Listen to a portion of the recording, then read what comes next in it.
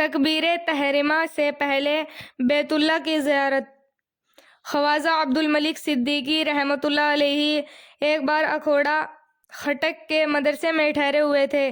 وہاں علماء کا 15 روزہ تربیتی کیمپ لگا ہوا تھا۔ ایک عالم نے ان سے سوال کیا کہ حضرت، میں نے یہ نوٹ کیا ہے کہ آپ جب بھی نماز پڑھانے کے لیے کھڑے ہوتے ہیں اقامت ہو جاتی ہے، مگر آپ جلدی نیت نہیں باندھتے، تھوڑا سا ٹھہر کر نیت باندھتے ہیں، اس میں کیا حکمت ہے؟ حضرت رحمۃ اللہ علیہ یہ بات سن کر مسکرائے اور فرمایا کہ آپ لوگ کو علماء ہے، آپ لوگ تو علماء ہے، آپ کی اللہ کی طرف توجہ ہر وقت بنی رہتی ہے، مگر میں تو فقیر آدمی ہوں، نماز پڑھانے کے لیے مصلی پر کھڑا ہوتا ہوں تو جب تک مجھے سامنے بیت اللہ نظر نہیں آتا اس وقت تک میں نماز کی نیت نہیں باندھا کرتا۔ جن کی نسبت و معیت الہی کا نور نصیب ہو جاتا ہے تو پھر وہ ایسی نمازیں پڑھا کرتے ہیں۔ خواجہ بہاءالدین رحمۃ اللہ علیہ اور معیت الہی کا غلبہ۔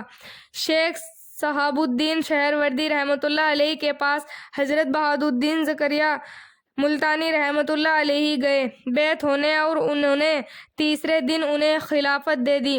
جب ان کو تیسرے دن خلافت ملی تو وہاں کے جو مقامی لوگ تھے وہ کہنے لگے، حضرت یہ دور سے آیا اور 3 دنوں میں اس کو یہ نعمت مل گئی، ہم لوگ ہی بھی مدتوں سے آپ کے خدمت میں پڑے ہیں، ہم پر بھی نظر کرم فرما دے۔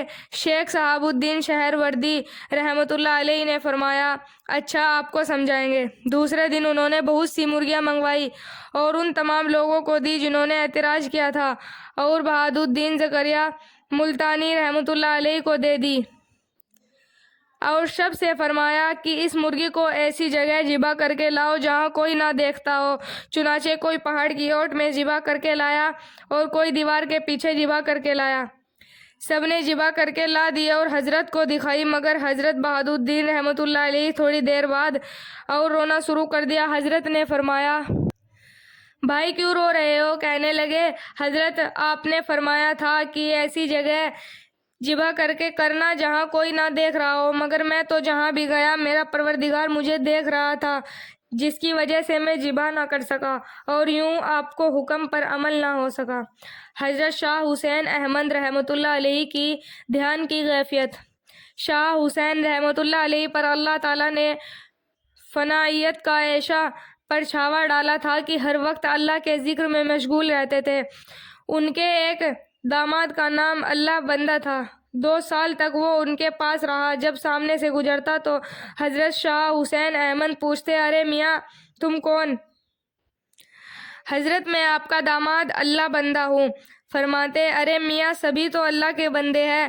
2 سال تک داماد کا نام یاد نہ ہوا۔ ذکر کی فنائیت ایسی تھی کہ دل میں ایک اللہ کا نام بس چکا تھا۔ ایسی زبردست شخصیت نے دارالعلوم دیوبند کی پہلی اینٹ رکھی تھی۔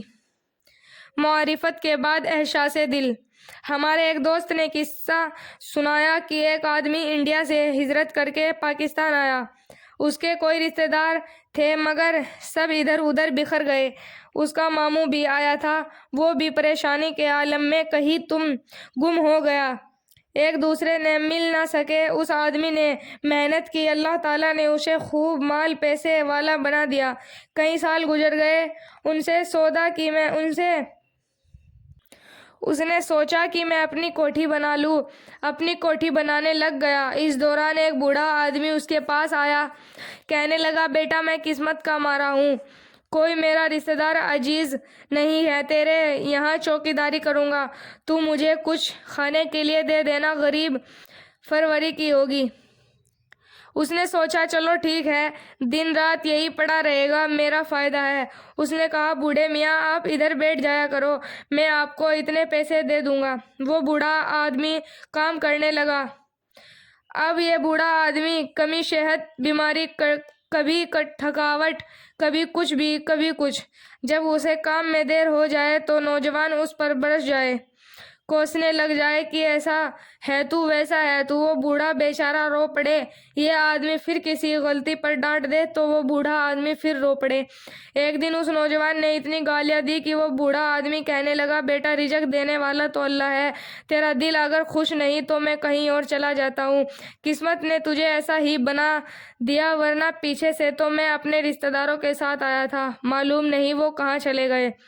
جب اس نے یہ بات کہی تو اس نوجوان نے پوچھا، بابا آپ کو کوئی رشتہ دار تھے؟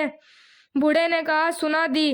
اس وقت اس کہانی کو سننے کے بعد اس نوجوان کو پتا چلا کہ یہ وہی میرا گمشدہ ماموں ہے جن کی یاد میں امی تڑپ رہی ہے۔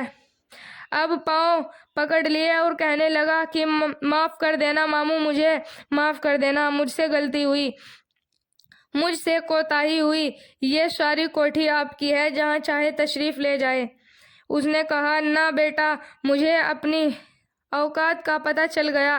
نوجوان کو ایک دوسرے جانکاری نہیں تھی، برتاؤ کچھ اور تھا۔ جب احساس ہو گیا اب برتاؤ کچھ اور ہے، قدموں میں پڑا رہا، پہلے ٹھوکریں لگا رہا تھا، اب اس کے قدموں میں پڑ رہا ہے۔ یہی انسان کا حال ہے کہ جب تک اسے اللہ رب العزت کی معرفت نصیب نہیں ہوتی جانوروں کی سی زندگی گزارتا ہے، اور جب کسی اللہ والے کا ہاتھ لگ جاتا ہے اور دل دھل جاتا ہے، پھر احساس ہوتا ہے کہ پھر آنکھ کھلتی ہے کہ اب کیسی زندگی بسر کرتا رہا۔ آنکھ اور دل کے نور میں فرق، آنکھ کا نور اور چیز ہے اور دل کا نور اور چیز ہے۔ حکیم انصاری دہلی کے بڑے مشہور حکیم تھے، اللہ تعالیٰ نے فہم و فراست عطا فرمائی تھی۔ اندھے تھے لیکن حکمت کا کام کیا کرتے تھے، ہاتھ دیکھتے تھے اور مریض کے مرض کو پہچان لیا کرتے تھے، بڑے مشہور حکیم تھے۔ اگر دوسرے حکیموں سے مرض قابو میں نہیں آتا تو مریض ان کے پاس جایا کرتے تھے۔